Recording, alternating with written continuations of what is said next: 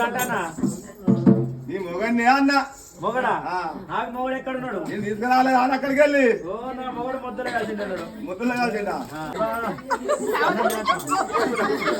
అన్న తినచ్చున్నావా ఇంటే ఎక్కడ కేడు అతను అట్లా ఉన్నాను ఇంటికాడ కాదు